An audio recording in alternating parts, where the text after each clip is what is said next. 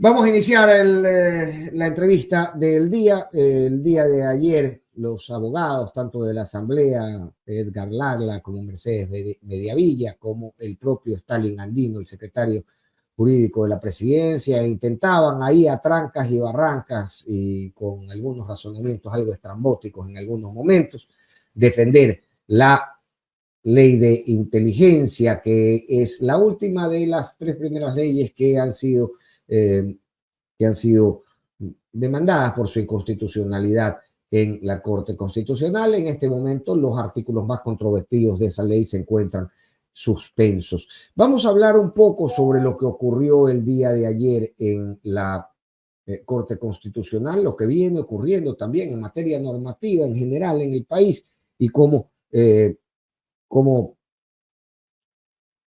es difícil encontrar con los mecanismos que se están aplicando tanto en Carondelet como en la Asamblea, una ley que pueda sólidamente garantizar los derechos ciudadanos y al mismo tiempo la seguridad ciudadana y herramientas que le permitan al gobierno nacional y a la policía dejarse de mamarrachadas como convocar marchas y empezar a hacer su trabajo. Reclaman herramientas, está bien que las tengan, no de forma inconstitucional.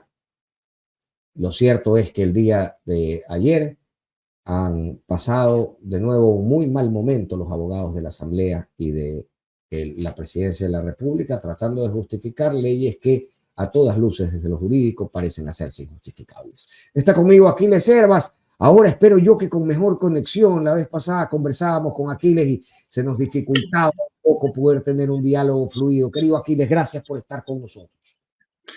Con todo gusto, muy buenos días, Fernando, y a través de la Contra a todos quienes nos escuchan, completamente al servicio, y sí, ya estamos con mejor conexión. Estamos con mejor conexión y esa es la forma, querido Aquiles. Óyeme, bueno, iniciar conversando un poco sobre lo que yo decía en el inicio de esto es, a mí me cuesta, y créeme, yo consumo información todos los días, me cuesta abarcar y me cuesta entender la mayor parte de las noticias que hacen titulares en este país. El gobierno convocando una marcha por la paz y la seguridad mientras flaquea su defensa de la constitucionalidad de las leyes que se ha agenciado en Corte Constitucional. Arranquemos desde ahí si quieres y luego vamos derivando la conversación hacia otras particularidades. Claro que sí. A ver, el centro en este momento en el país de mayor discusión, sin lugar a dudas, se ha convertido en el derecho a la seguridad, ¿no? Pero ahí hay que hacer un análisis jurídico amplio que lo voy a volver muy sintético y pedagógico para las personas. El derecho en sí mismo no es la seguridad, ¿sí? El derecho es la paz, el derecho es la tranquilidad, ¿no? Y el mecanismo para tener paz y tranquilidad es la seguridad ciudadana. Y la seguridad ciudadana tiene varias corrientes desde las cuales los países del mundo han intentado. Esto lo adelanto porque nos puede servir incluso para la audiencia que se dio ayer de la ley de inteligencia. El mecanismo más fácil de decirlo políticamente es el de la guerra a la delincuencia, ¿no? Es un mecanismo fácil de pronunciar, es un mecanismo tentador, incluso porque la condición humana requiere una idea rápida, agresiva frente a eso que llamamos el mal. Pero a la vez ese que es el mecanismo más común en los países con el que han intentado la mayoría de los que han resuelto este problema sus primeros pasos, es el más fracasado, o sea, es el que jamás ha funcionado, ¿no? Todos han intentado salir a meterle tiros al que es y al que no es, y la mayoría de veces los tiros le han llegado al que no es y no al que es, ¿no? Todos han hablado de subir las penas, porque si subes las penas va a haber menos delincuencia. En todos los países que han intentado esto, al subir las penas, ha subido la delincuencia. La gente nos va a decir, no, parece que no tiene sentido. Bueno, hay evidencia de esto. Todos han hablado de que si declaras pena de muerte, si declaras castración química, que es lo que anunció en términos populistas el presidente, va a bajar y va a controlarse más la conducta de la gente. Al revés, si tú declaras pena de muerte o castración química, los jueces tienen más recelo y se cuidan más de sentenciar, entonces por lo tanto hay menos sentencias y por lo tanto hay más impunidad, ¿ya? Esa corriente fracasó en cualquier país que se haya intentado, incluidos los países latinoamericanos, para no decir que ha fracasado en Finlandia, Suiza, que tienen otras realidades, incluidos los países latinoamericanos, incluido el Ecuador. O sea, en el Ecuador ya se ha intentado esto en los 70s, 80s, 90s, 2000. Es la muletilla de todo gobernante para empezar cuando hay un problema que se empieza a ir de las manos o ya está superido de las manos como en el momento. La segunda corriente, en cambio, es la nueva corriente, que es la de construir seguridad como un derecho ciudadano, configurar especialistas en la seguridad, que las policías estén más capacitadas, mejor equipadas, Bueno, de eso podemos hablar otro día, ¿no? Entonces, por lo tanto, aquí viene la clave. ¿Qué sentido tiene que el responsable de la seguridad, el que tiene la plata, el que tiene las obligaciones, el que tiene el poder, el que tiene la posibilidad de dar órdenes a la policía, al ejército, etcétera, ¿no? Marche por la seguridad? No, no, o sea, no hay que ser experto en esto, no, no, a las que nos escuchan, no piense que esto es de PhDs, no, no, no, no, no, nosotros hacemos nuestro camello poniendo datos y eso, ¿no? Esto es más simplecito. El Pero obligado. tú sí tienes una capacitación y me está gustando mucho conversar contigo, Aquiles, porque tú tienes además formación de antropólogo, ¿no? Y esto te permite darle un alcance bastante más amplio del que podemos nosotros los abogados, ¿no? Al final nosotros entendemos todo desde los códigos y las leyes, pero luego nos queda un paso sin pisar, que es eso de tener la comprensión de por qué este tipo de políticas, sin respaldarse en resultados, porque como bien acabas de mencionar, usualmente no se pueden presentar resultados en ejercicios similares que fueran del todo satisfactorios. Lo cierto es que lo que no tienen resultados lo tienen en venta en el discurso. Es un discurso que cala muy bien en nuestras sociedades, que la gente abraza. Y yo quería preguntarte si has hecho un análisis un poco por qué, digamos, este tipo de impulsos no ocurren por nada, ocurren porque entienden en Carondelet que esto podría significarle de una manera u otra un incremento en sus apoyos. Entonces, ¿qué está pasando con nosotros como sociedad? Que no podemos, que abrazamos muy prontamente discursos de este tipo, pero somos un poco más laxos en nuestro ímpetu para pedir resultados de esos ejercicios. Claro. Mira, es porque ellos están convencidos de que seguir culpando a otros es una buena idea. Claro que sirve de momento, ¿no? Ha servido por todos los tiempos a mucha gente en muchos problemas, ¿no? Yo ni siquiera estoy de acuerdo con decir que gobiernan como niños, porque los niños se hacen rápidos responsables de lo que hicieron, ¿no? Uno más o menos que tiene hijos o que ha podido experimentar en escuelas, colegios, universidades, sabe que los niños y los adolescentes, con más o menos un ejercicio de reflexión, de presión, ya dicen, está bien, yo hice algo mal. No, no, ellos gobiernan como personas que jamás han estado a cargo ni de sus propias vidas. Ni de sus propias vidas. O sea, esto puede calarle a alguien de 40, de 50 que jamás hizo cargo de sus vidas. ¿Cómo puede calarle a alguien de 20 que no tiene ninguna responsabilidad en las clases medias altas, etcétera, ¿no? Así gobiernan. Pero eso puede servir para una cosa, puede servir para una urgencia, pero no sirve para siempre, porque la población no aguanta más, porque la población está cayendo muerta, porque la población, lo que decía mi abuelo Fernando, el pueblo no es cojudo, ya, el pueblo puede tener muchos defectos, ¿no? Sin lugar a dudas, votamos medio mal, nos movemos así como un péndulo en nuestra forma de votación, etcétera, etcétera. No hay educación ciudadana política en nuestro país. Pero de ahí a ser cojudos, no. Y ninguna persona deja de darse cuenta que los de playas eran civiles muertos, los del oro eran jóvenes que estaban estudiando, o sea que empiezan a caer muchas personas que nada tienen que ver con el crimen organizado, nada tienen que ver. Y segundo, lo más obvio, pues cuando has visto, esto sí que es legítimo y para producir empatía, que una persona que tiene jodido el riñón, ¿no? Tenga que salir a la calle a decir necesito una diálisis. Entonces el pueblo no es cojudo, empieza a darse cuenta que el sistema de salud no está siendo gestionado, que el sistema de educación no está siendo gestionado. Y por supuesto se empieza a dar cuenta que no hay un plan de seguridad, o sea, no hay una idea concreta de cómo lo voy a resolver, sino que antes el culpable era el actor político de oposición, ahora el nuevo culpable, como ya está empezando a ser imposible tirarle todas las pelotas, es la Corte Constitucional. O sea, siempre esa actitud de irresponsabilidad de decir no soy yo si no es el otro, ¿no? Se les derrama el petróleo, es un sabotaje, se nos va la luz, es otro sabotaje. Bueno, ya han estado 1 año y medio con ese discurso que además es comprado del anterior y del anterior.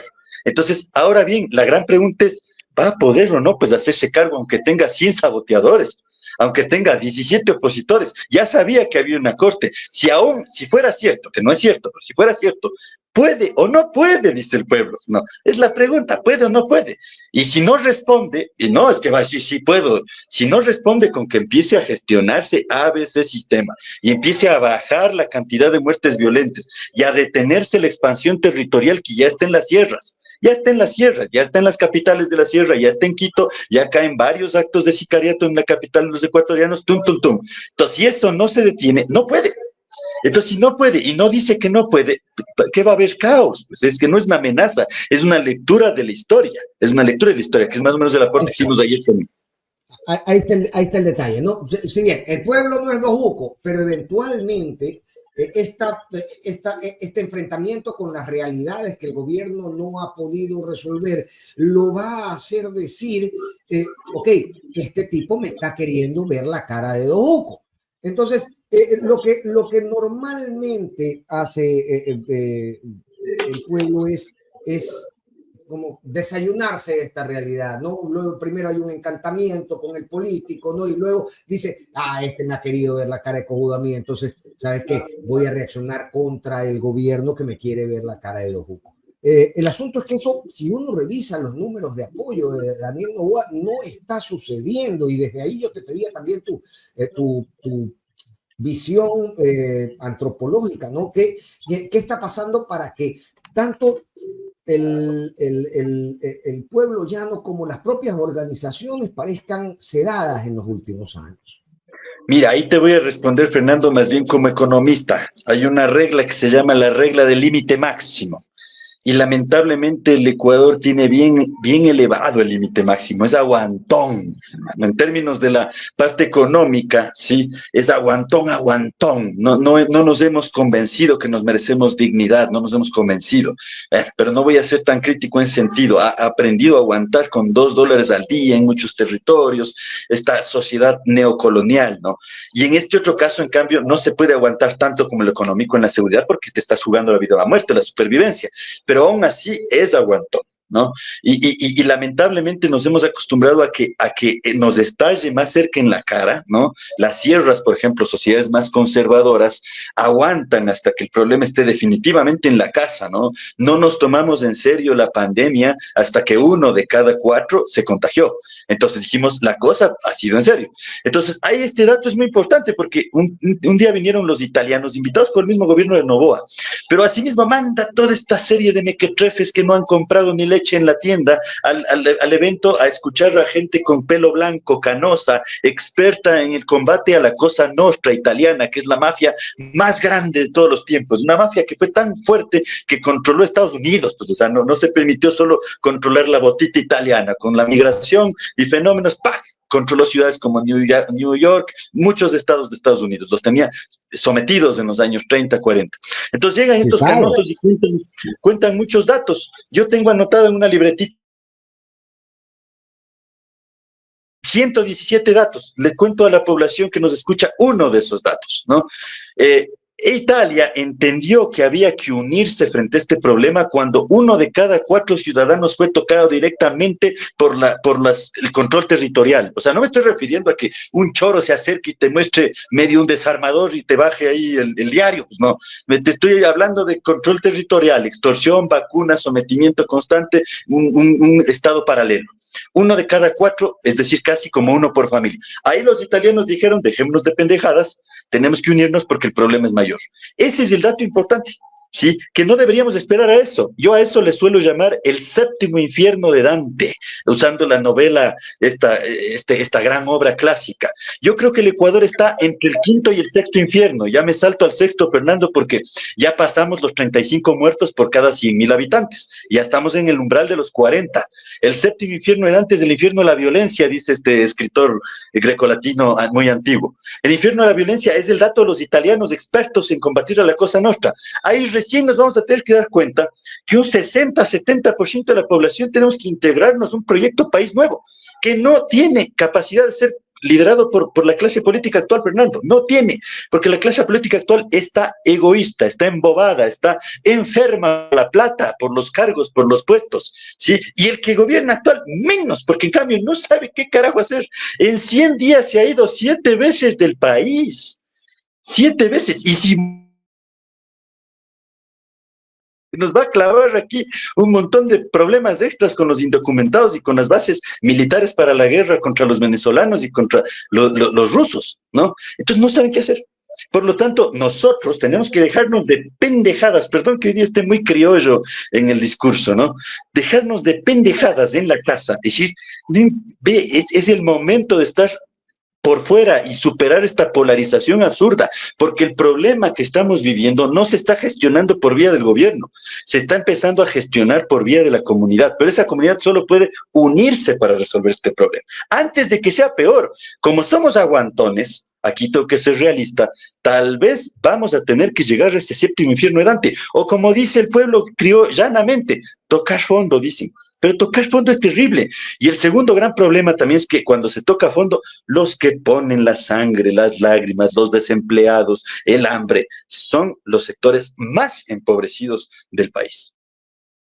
Ahora, y en ese tocar fondo o en esa ruta, ese sendero a tocar fondo que nos manifiestas, existen todo este grupo de cosas de las que venimos hablando que a nosotros nos hacen mucha lógica y que puestas en boca de alguien que tenga la posibilidad de articular, o bien desde la organización social o bien desde la organización política, debería tener la capacidad de convocar, debería tener la capacidad de aglutinar. Y esto no está pasando, no está pasando en los políticos. Podríamos enumerar los factores, están muy metidos en el juego, al final están en una permanente disputa, los unos defendiéndose desde hace 8 años, y esa es una de sus prioridades, por supuesto, y a veces eso merma en su capacidad de aglutinar. Los otros, un resorte social bastante oxidado, bastante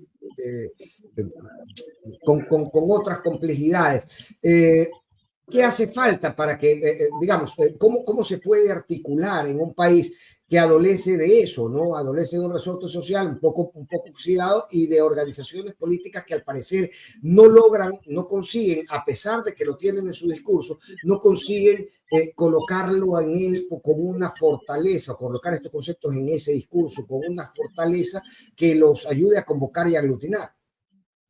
Pues mira, ahí es cuando hay que hacer las mea culpas rápidamente, ¿no? Primero, en el otro sector, un sector está todavía atravesado por el odio, no hay cómo sacarle de ese paradigma, ¿no? Es una cosa que el odio es como un virus, una vez que se mete al cuerpo, retirarlo tal vez nunca lo retiras, sino más o menos vas entendiendo que si quieres sobrevivir vas a sobrevivir. Y el otro sector, en cambio, está atravesado por la culpa, culpa de los que votaron mal, culpa de los... ¿Qué hacemos con eso? ¿Qué hacemos con eso? Si seguimos culpándoles a los que votaron mal, bien, más o menos, lo que sea, tampoco vamos a salir con eso. Unidad es el único camino. Ahora, esa unidad, ¿cómo creo muy humildemente que se puede dar? Primero es una recomposición de tejido social, el tejido en las escuelas, en los barrios, en las comunidades, todo lo que se compone como comunidad, ¿no? Porque nos vamos a tener que empezar a cuidar de factores que el Estado no está cuidando. No me estoy con esto refiriendo a armarnos ni nada. La violencia nunca es un camino, ¿sí? Sino a, efectivamente, lo mismo que pasó en el COVID. Nos juntamos porque era tan grande el problema que nos rebasaba que si un tío estaba desempleado, pues le sosteníamos como familia, si podíamos tener una chacra. productor empezó a conectar comunidad con el vendedor de la tienda chiquita, que además era un primo que emigró hace 10 años. O sea, eso es tejidos, ¿no? Incluso no hay ni que provocarlo mucho, Fernando, porque la fuerza del problema está generando esas condiciones. Segundo, cuando estás en comunidad piensas mejor, pues cuando uno piensa solo, con sus adentros, no piensa, ¿sí? Y por lo tanto, al pensar mejor, empieza a pensar mejor cómo recuperar el Estado, porque tarde o temprano uno recupera la idea de que el Estado somos nosotros, el voto, que es una expresión del Estado, la democracia, pero no la única, sino la recuperación de las diversas instancias, permiten pensar una sociedad recuperar el Estado, y hay que recuperar el Estado porque está cooptado, está cooptado. Y en ese recuperar el Estado, uno se pregunta, ¿para qué? Y aquí hay que decirle de manera muy pedagógica a la gente, ¿qué hay que hacer? Pues con la inseguridad, ¿no?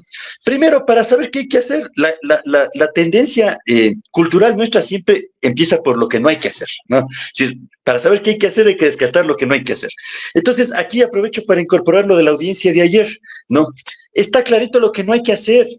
Mire, en México, en Colombia, ya hicieron lo que estamos queriendo hacer y les fue re mal. Voy a empezar por la ley de inteligencia rápidamente. En la ley de inteligencia se dice, vamos a ceder derechos, vamos a dejar que investiguen nuestros celulares, que hayan en nuestras casas, sin autorización judicial, sino que los policías directamente o los agentes de inteligencia puedan definir si se necesita o no se necesita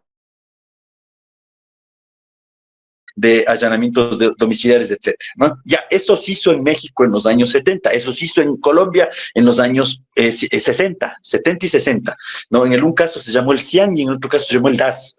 Y lo que pasó es que inmediatamente, como no habían depurado a las policías, que es lo que nos pasa ahora clarito, en la policía están los buenos y los malos, y digo clarito porque hay muy buenos elementos, hay gente que está ahí porque está convencida que hay que combatir el mal, ¿sí? O sea, y esa gente es la manzana limpia, la manzana sana, pero está en el mismo cajón con la manzana podrida, la manzana que ya aceptó una parte de billete del narcotráfico y de la economía de las drogas. Están mezclados. Entonces, como el Estado no ha depurado, no le ha interesado depurar, porque tal vez, presumo, tiene conflicto de interés, o sea, porque no le interesa depurar, porque no puede estar alguien tan loco de no saber que estando mal, viciado, una institución, Fuerzas Armadas, policía, no tienes que empezar depurando, pero como parece que tiene conflicto de interés, no lo depura intencionalmente.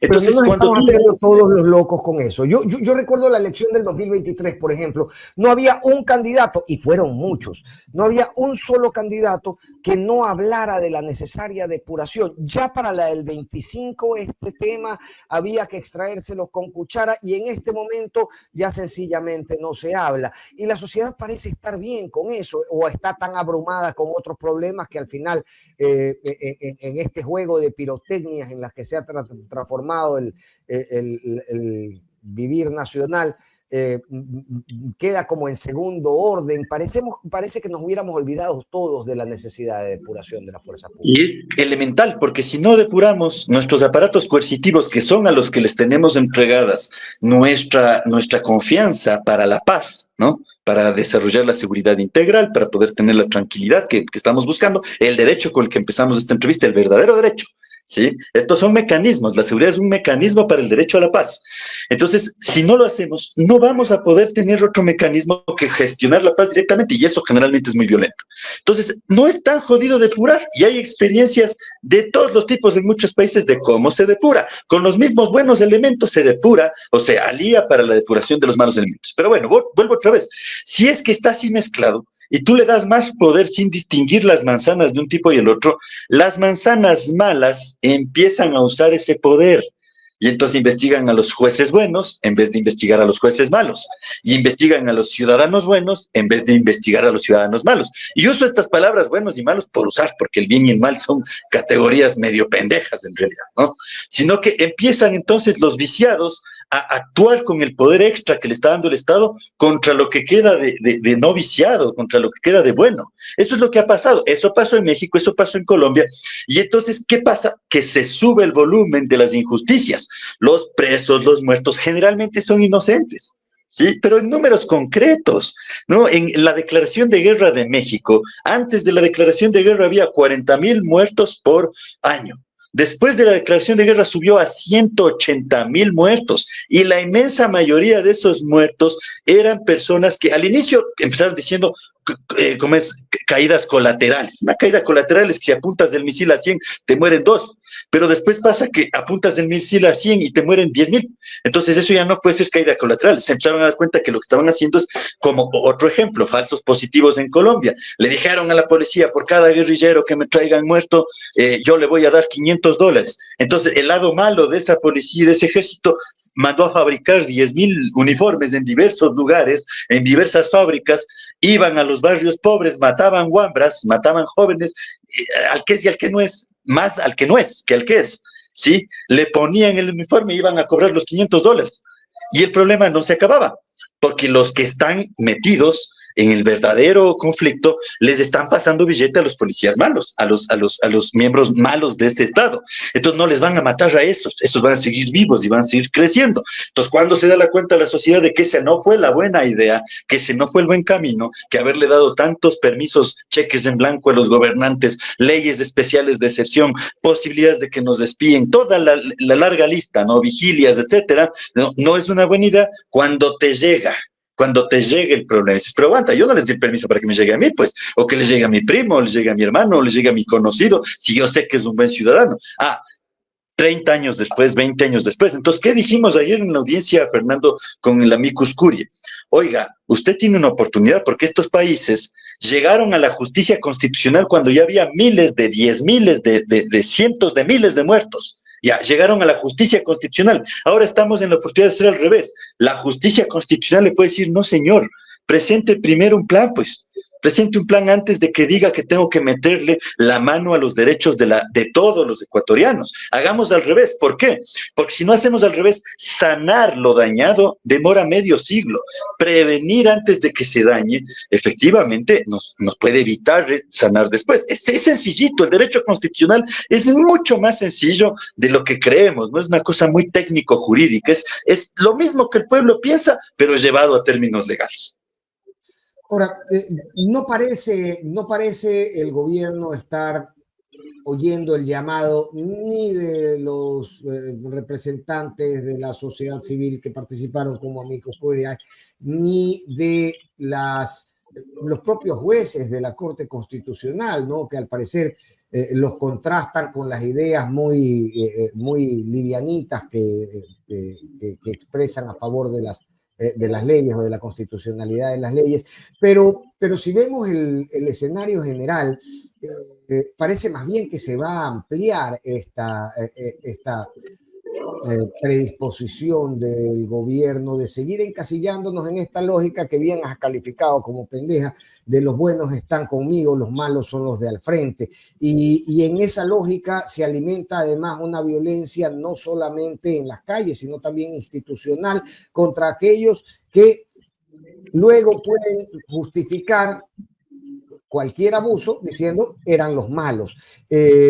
Me quiero enmarcar también en el cambio de la cúpula militar, porque sucede, y no es seguramente coincidencia, a 2 días de la visita del secretario de Estado, que además tiene una voz y un discurso que promueve este tipo de violencia institucional. ¿Cómo, más allá del cómo, qué lectura se le puede dar a lo que viene en inmediato, más allá de lo que decida la Corte Constitucional? Porque la Corte Constitucional puede tomar decisiones sobre la aplicabilidad y sobre la constitucionalidad de esta ley, sobre la aplicabilidad o no de la ley, pero no sobre la disposición del gobierno a continuar teniendo este tipo de políticas y este tipo de discursos. Claro que sí.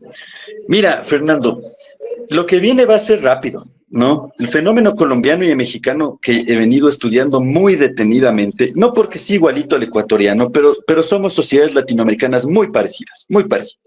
El funcionamiento de nuestras élites, nuestro pasado colonial, es estructuralmente muy similar, ¿no?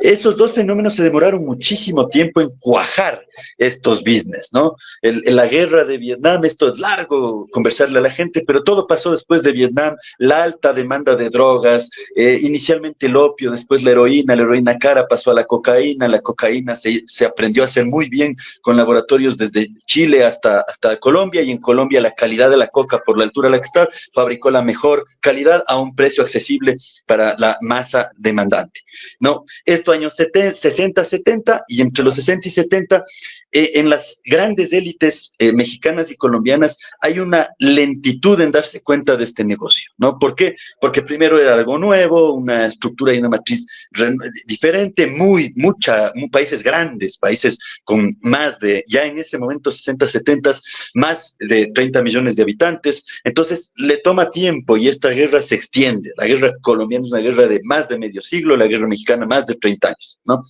Pero en el caso ecuatoriano hay un detalle, es mucha plata y poca gente. Mucha plata y poca gente. Se estima que son 40.000 millones de dólares, ¿sí?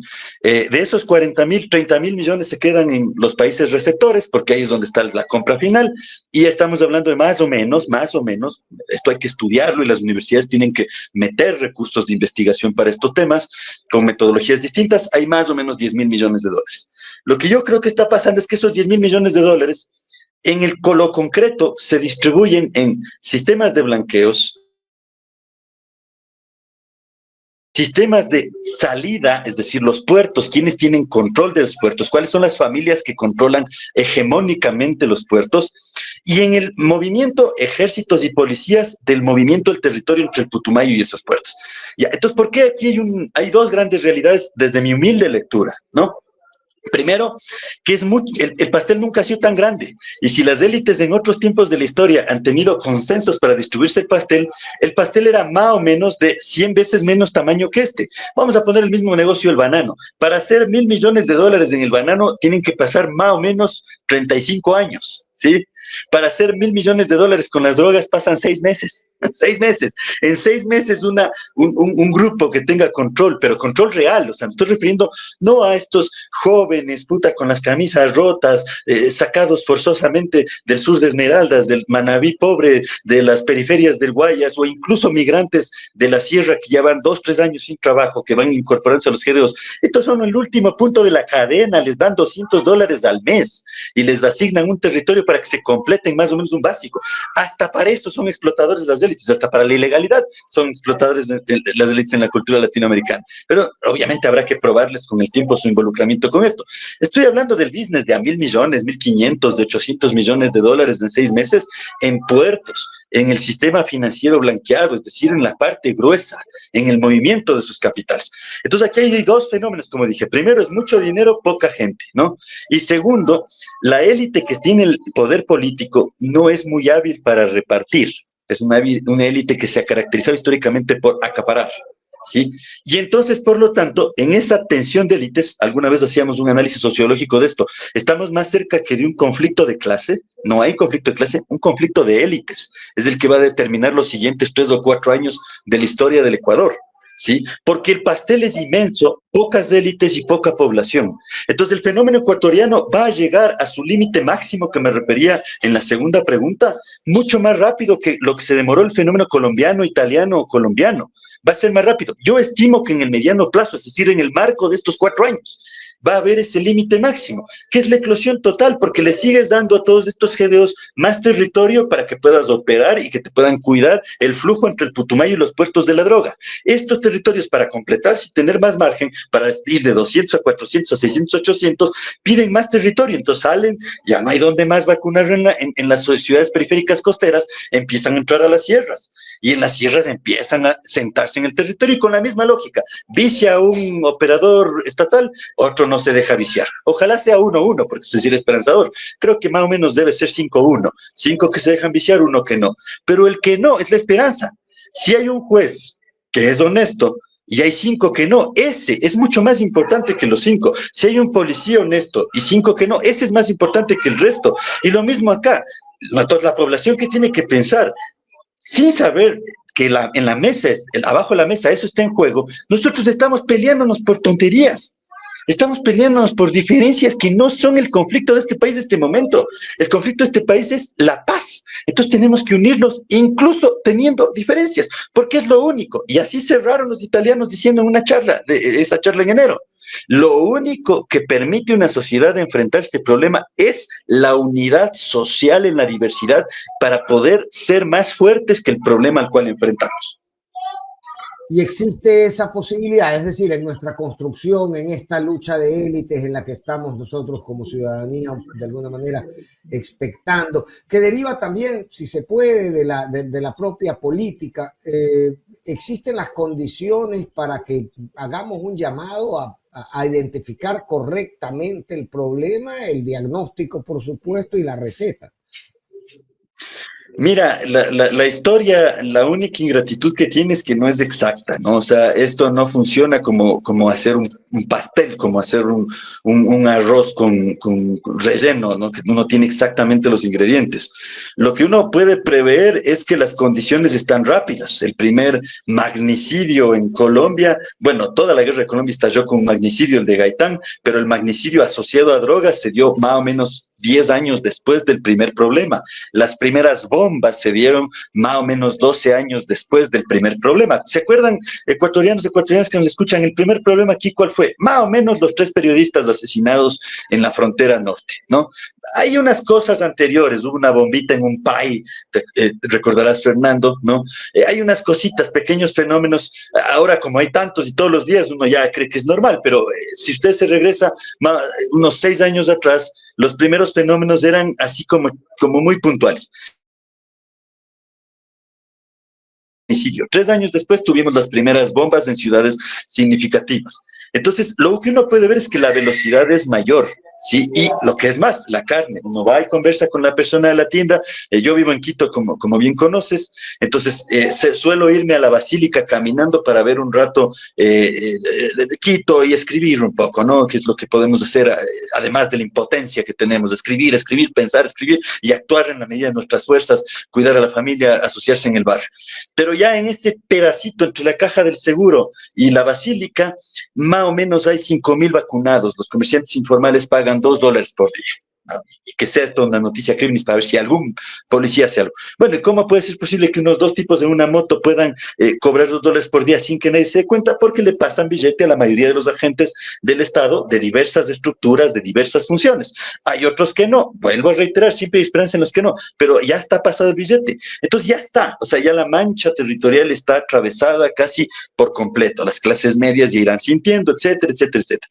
Cuando se da ese clic que tú dices, ese clic social histórico en el que dicen, bueno, aquí, por lo visto, vía quienes están gobernando no funciona, vía su principal opositor tal vez tampoco funcione, es el clic que se hace comunitario. Y ese salto también permite recuperar el Estado. Pienso yo que ojalá, y más bien ojalá sea, es más un deseo que una premonición, sea en el mediano plazo, en estos 4 años, porque el país no aguanta 10 años de este ejercicio violento de 50 muertos por cada 100.000 habitantes.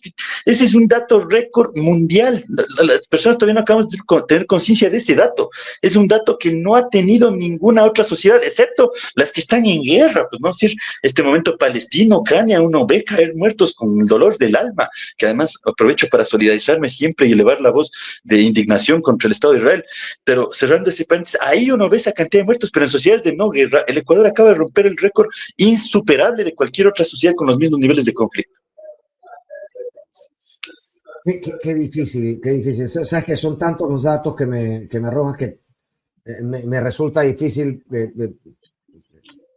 ordenarlos para seguir conversando, pero a partir de lo que acabas de decir, quiero consultarte también como economista el efecto que tiene en las economías, tanto locales como macro, digamos, nacionales, esta entrega del territorio, este sometimiento territorial a las mafias criminales. Hemos visto lo del oro, ¿no? Las 11 embarcaciones incineradas la madrugada de ayer. Me cuentas que en las ciudades de la sierra ya el sistema de vacunas está prácticamente instalado. ¿Cómo reaccionan generalmente las economías a este crecimiento del control? territorial ahora que me mencionabas a México y a Colombia? Mira, hay un doble efecto, ¿no? Por un lado, se cree que hay una nueva fluctuación positiva para la economía, porque como tienes tanto dinero intentando blanquearse, vamos a poner un ejemplo grande y un ejemplo chiquito. El ejemplo grande es que entonces eclosionan las construcciones del sistema inmobiliario y por lo tanto contratas mano de obra para poder construir esos grandes edificios que empiezan a levantarse, ¿no? Esto indudablemente está pasando. Nosotros decimos, ¿qué carajo pasa? Estamos en uno de los peores momentos, no hay trabajo, hay desempleo y no deja de construirse, ¿no? No quiero acusar, es la misma mezcla en el sector privado. Hay gente que está construyendo y está haciéndolo honestamente y hay otra gente que está blanqueando dinero, sin lugar a dudas. Entonces, hay una escala de recursos que se empiezan a mover y crean un imaginario de que hay camellito. Un ejemplo chiquito, llegan a comunidades, pueblos, digamos, rurales y le entregan un taxi y dice paga en la X cooperativa. Tenga el taxi sin ningún trámite, tenga, vaya a taxiar y va pagando en la cooperativa, blanqueado el dinero. Entonces uno cree que con eso se genera cierta dinámica laboral. Pero claro, el problema es que como no vas a poderle dar trabajo a los 8 millones de ecuatorianos que este momento tienen subempleo o a los 4 millones de ecuatorianos que este momento no tienen ningún trabajo ni mínimamente ordenado formalmente, ni siquiera como subempleo, entonces el problema no va a parar, porque puedes tener el taxi, puedes tener la obra, sí, pero tú necesitas que haya un circuito económico de compra-venta que dinamice la economía. Entonces, por lo tanto, no se acaba de consolidar una economía sostenible. Es una economía solo con pulsiones. Te da un ratito camello, te quita, te da un ratito camello y te quita. Y además, como es irregular, te empieza a violentar. Pues, si no llegas a pagar el valor que corresponde del taxi, pues los que se encargan de recordarte que te cayó el taxi son evidentemente actores irregulares de violencia. Entonces, esto ha pasado. Yo doy dos ejemplos del Ecuador, por si acaso, quienes estén escuchando, no estoy dando ejemplos ahorita de lo que ha pasado en los otros países. Esto ya está pasando, ¿no? Entonces, ¿qué sucede? Creo, y aquí quisiera hacer un contrashock en cambio optimista, Fernando, que el Ecuador, para no solo unirse por supervivencia, porque eso es lo que viene, o vivimos o morimos, entonces por lo tanto nos tenemos que unir. El Ecuador, para no unirse solo por supervivencia, tiene que unirse por esperanza, tiene que unirse por un concepto de amor, que es la esperanza, ¿sí? Y el amor tiene esa virtud de que no es de diferencia ideológica. El amor es un concepto por el cual tú harías todo por el hijo que amas, todo por la persona que cuidas, todo por la familia que proteges, ¿no? Entonces, mira, el post-COVID, aquí quiero hacer un contrashock esperanzador, nos abrió una inmensa puerta a los ecuatorianos, yo diría a todos los latinoamericanos, porque el mundo se dio cuenta que comía mal y nosotros tenemos chance de tener sistemas agroalimentarios. El mundo se dio cuenta que estaba encerrado en las huevas, nosotros tenemos las mejores posibilidades de turismo de mediana escala.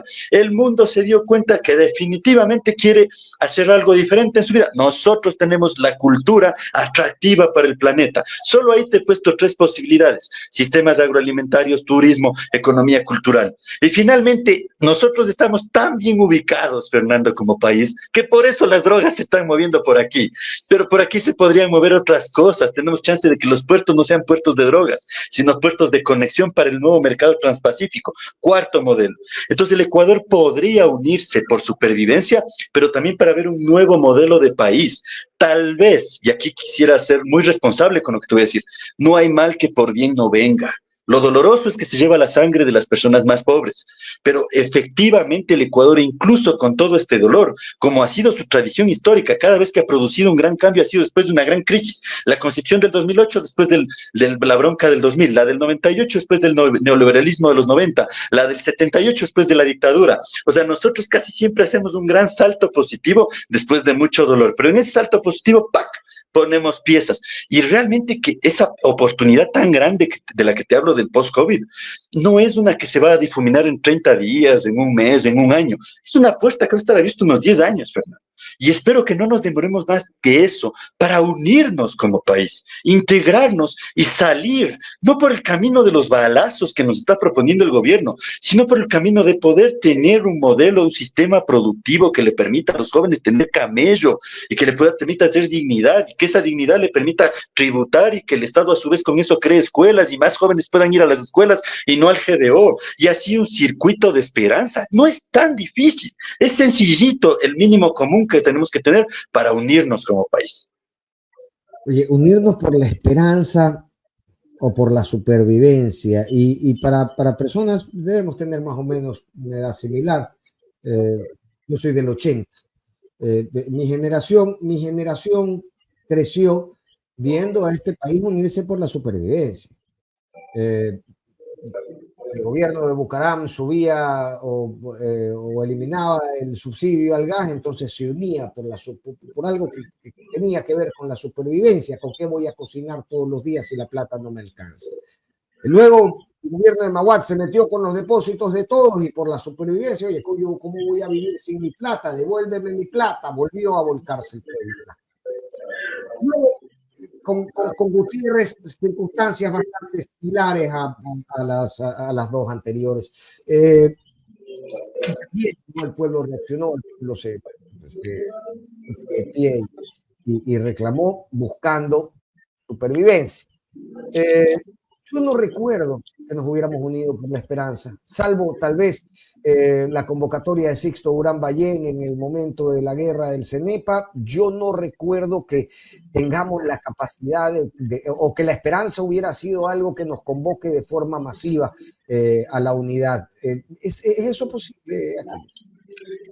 Tal vez esta sea una de las muy pocas oportunidades históricas en los más de 200 años de existencia republicana. Mira, hubo una revolución en los años 30 que se llamó la Gloriosa, ¿no? Lo mismo, el país se fue al carajo por temas económicos. La debacle de los Estados Unidos, la gran recesión que tuvo, provocó coincidentemente una caída del cacao por la escoba de la bruja, esta gran pandemia, y entonces era un caos económicamente el país. Hubo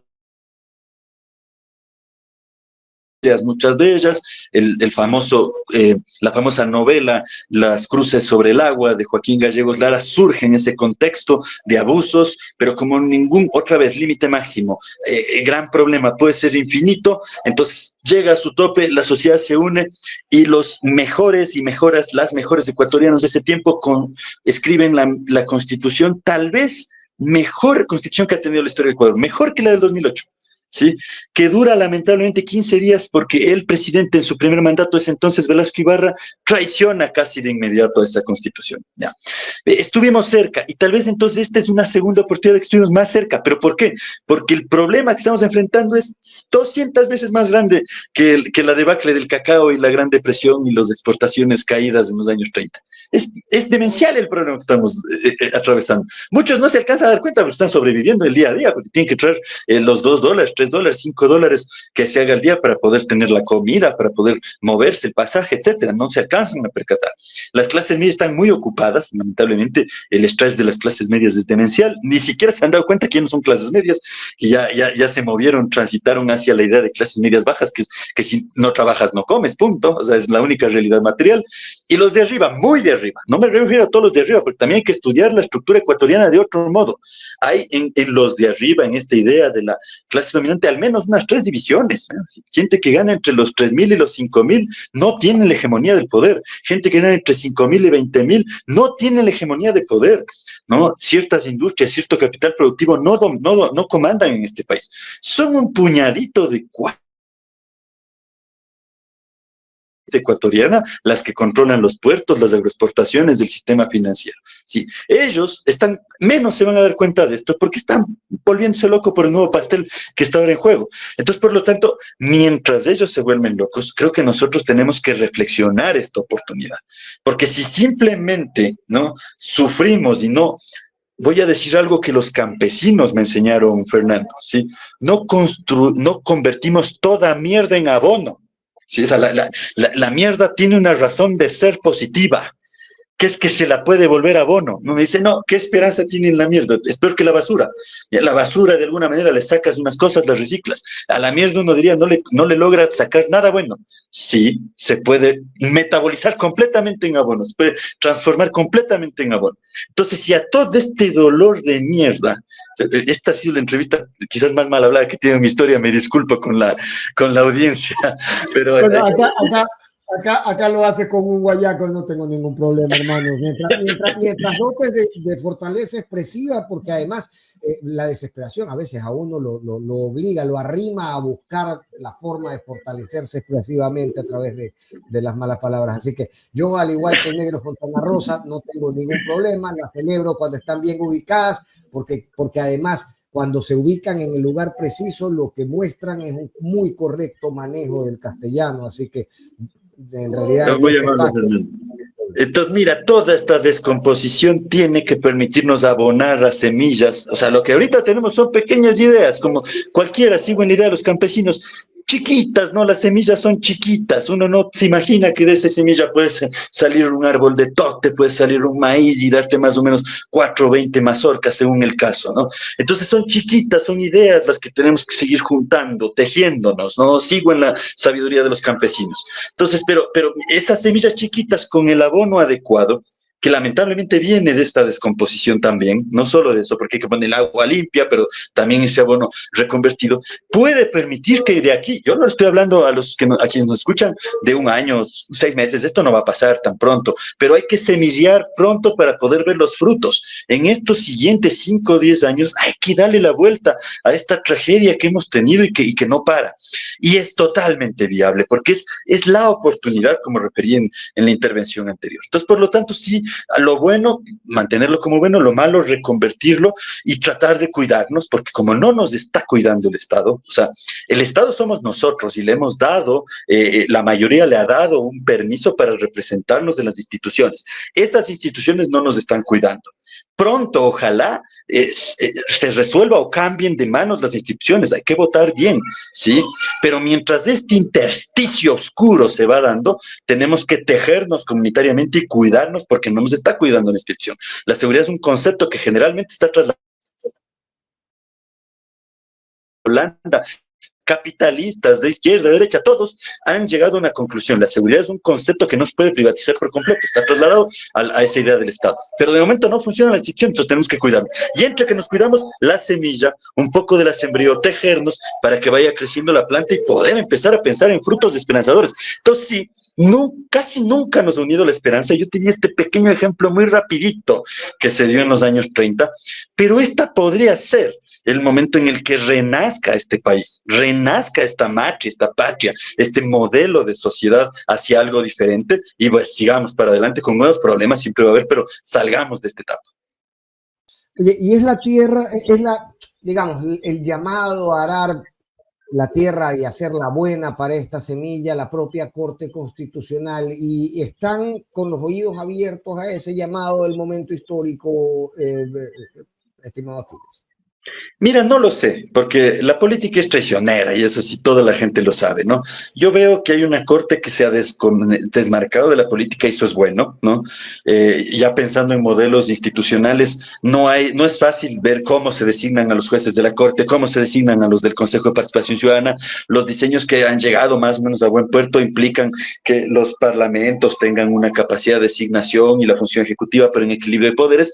Entonces, por ejemplo, en conclusión, 3 de los jueces que están ahora ahí los puso el señor Noboa, los puso el presidente Noboa, y creo que han hecho ese acto que alguna literatura lo llama positivo, que es que ya me pusiste y ahora tengo que cumplir mis funciones, me tengo que deslindar de ti, no te puedo ser orgánico. Entonces ya ahí veo una buena señal de independencia, ¿no? Los anteriores 3 también se desconectan del anterior que les puso y así parece que hay una buena estructuración de comprender que la Corte tiene que ser independiente. Eso es una buena señal, ¿sí? Pero también pasa que hay muchos intereses en juego y empiezan a moverse muchos lobbies. Aquí en el Ecuador ya se está hablando de la importancia de hacer más bien un lobby público, que el lobby no sea en los hoteles escondidos, camuflados, ¿no? Chupando bielas en algún punto de la ciudad, ¿no? Sino que sea un lobby más bien que podamos ver transmitido ahora que hay tanta tecnología, porque no tienes otra realidad, o sea, es la especie humana que tiene que ir haciendo acuerdos. Por ahora el lobby no es público, sé que debe haber muchas fuerzas moviéndose en el marco de estas 3 acciones interpuestas a la ley. Yo soy positivo, en cualquier caso, la no muy inteligente forma de proceder del presidente Noboa ha provocado una unidad orgánica de la Corte. Entonces, hay que agradecerle al presidente Noboa. Gracias, señor Noboa. Qué bueno que no estudia mucho. Es muy posible, un buen camino con sus capacidades. Entonces, por lo tanto, ha provocado una unidad orgánica, porque entonces denuncia a todos como un bloque, el bloque se integra. ¿Qué preocupación puedo tener yo? Que en vez de crearle un contrapeso contundente, dada la fuerza con la que quiere violentar el ordenamiento constitucional el presidente, esta fuerza requiere un contrapeso contundente. Se vuelve una modulación sutil, se vuelve una modulación, digamos, mucho más tibia, como dicen también criollamente nuestros abuelos, ¿no? Espero que no, porque esa oportunidad no bloquearía toda esta muerte a la que yo me refería en los casos colombianos y mexicanos. Queremos evitar que haya 100.000, 60.000, 80.000 muertos, es lo que queremos evitar, que no tengamos cifras de ese tipo. Ya para ese nivel tenemos que bloquear el exceso que está teniendo el presidente para que entonces le forcen al presidente a pensar una política pública, que esto no logramos hablar hace un rato, hay muchas. Vea, en Medellín todo se volvió muerte total, ¿no? En los años 80 Medellín era un cementerio, un cementerio. Muerte aquí, muerte allá, muerte aquí, muerte allá, muerte aquí, muerte allá. Nadie entendía otro camino. Hasta que después de toda esa muerte dijeron, vea, dejemos de actuar de esta forma y se inventaron una categoría técnica de política pública que se llama desmovilización. O sea, no elimines, al contrario, sino debilítalo, captando, jalándote, desmovilizando a algunos de sus integrantes. Ya, esa es una cosa que tiene que aprender el equipo del gobierno, los asesores que ahora tienen fama de pasantes. Bueno, hagan la pasantía rápido y empiecen a leer rápido qué hicieron los de Medellín, no aceleren, dejen de sacar copias y además están muy bien pagados, así que por lo tanto lean bien qué hicieron los de Medellín, qué se hizo en el sur de México, qué se hizo en tales y cuales experiencias, qué hicieron los del sur de Italia, qué hicieron en el combate de la zona oeste de los países euroasiáticos, etcétera. Junten todo eso y además qué podemos hacer nosotros y empiecen a desmovilizar, porque si hay un contrafacto fuerte, entonces empiezas otra vez a aliviar el problema de la muerte, de los secuestros, de las extorsiones. No es fácil resolver el problema de las drogas, Fernando, eso amerita otro debate, otra discusión, no está en nuestra cancha, no somos los países de alto consumo, pero en tal caso el delito medio, el de los secuestros extorsivos, el de las vacunas, el de todo este fenómeno que llega a la población, ese no es tan jodido controlar. En un año uno ya puede tener resultados, pero además, y con esto cierro esta intervención, esta pregunta, con billetes. O sea, la primera exigencia que uno tiene que tener para la política pública, pues una palabra que suena rimbombante, pero ¿qué es política pública? Inversión pública. Por lo tanto, lo que necesitamos es que haya unos cuantos cientos de miles de dólares puestos en el lugar correcto, no de la guerra, sino de la apuesta por empezar la desmovilización del adversario y empezar la tranquilidad. Y se hace evidente que el presupuesto para recomposición del tejido social en los barrios populares más bien luce famélico frente a los presupuestos en materia de defensa y de seguridad.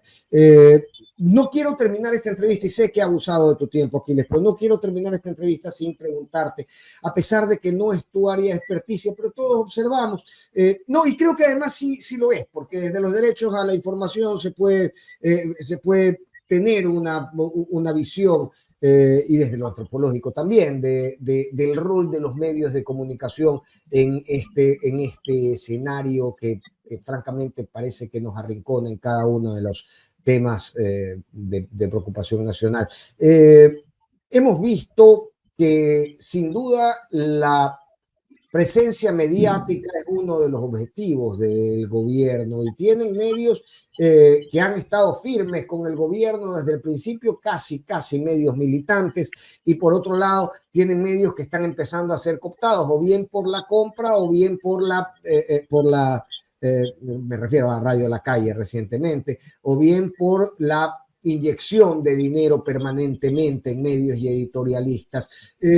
¿Cuál es tu visión sobre el rol que están cumpliendo los medios y cómo podríamos también, quienes desde el margen tratamos de hacer información, abonar de mejor forma y contribuir de forma más eficiente a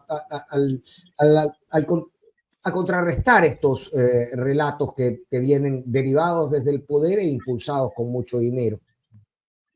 Mira, yo tenía una conversación el otro día, voy a empezar por ese lado para llegar a esta idea, con mis colegas abogados, ¿no? Estábamos ahí entre un círculo de abogados y les decía, es más que nunca necesario recuperar la misión de nuestra profesión, la justicia.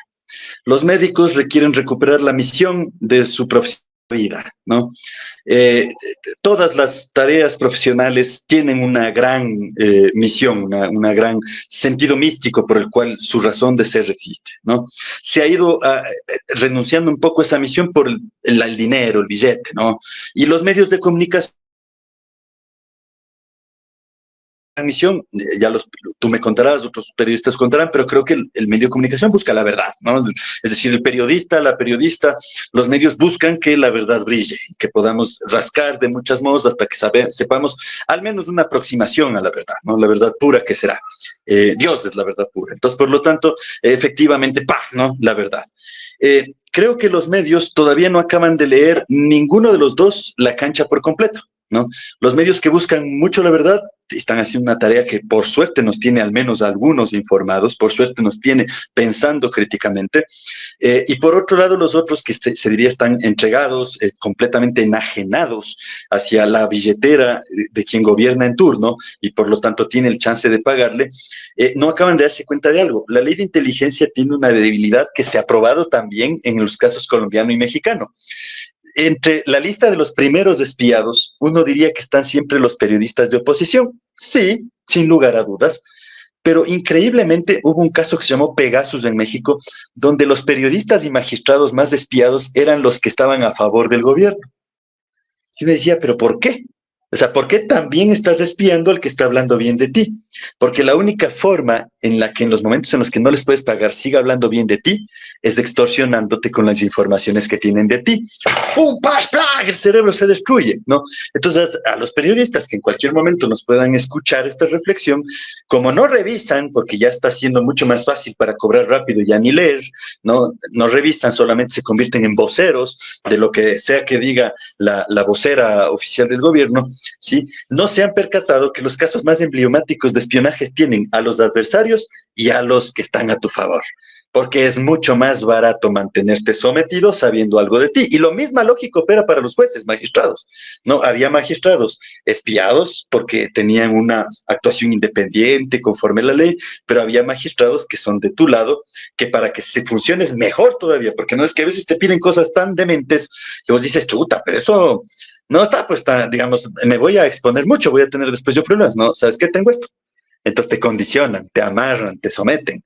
Entonces, por lo tanto, todos necesitamos que se respeten los grandes derechos. Y los medios de comunicación hoy más que nunca tienen que razonar que no hacer el contrapeso, ya que es un poder, el poder mediático es un poder feroz, no hacer un contrapeso correcto y dejar que alguien concentre demasiado poder, termina pasándonos factura a absolutamente todos. Estés a favor, estés en contra, estés donde estés. Incluso la factura a veces del que está a favor, al sumiso, es más alta que el opositor. Porque el opositor finalmente ya se aprende a cuidar, pues, ¿no? Pero de eso igual podemos conversar en alguna otra ocasión, es todo un largo análisis. Claro, es básicamente la misma fórmula que se aplica para adquirir votos en la Asamblea. Te mando un abrazo, Aquiles. Gracias por la generosidad de tu tiempo, hermano. Te he quitado mucho tiempo el día de hoy. Pero, no te preocupes, estamos al servicio y para eso estamos. Sí. Nos quedaba pendiente además por poder tener esta charla muy fluida que hemos tenido el día de hoy, que no pudimos por temas de conexión tenerla. Claro, sí. Otro abrazo muy grande para allá a todos quienes conforman la contra y a quienes nos escuchan. Muchas gracias. Un fuerte abrazo, siempre invitado, querido Aquiles. Un abrazo. Bien, Aquiles Hervas, hacíamos un repaso con Aquiles Hervas de varias de las cosas que son los ejes principales de las preocupaciones nacionales en este momento.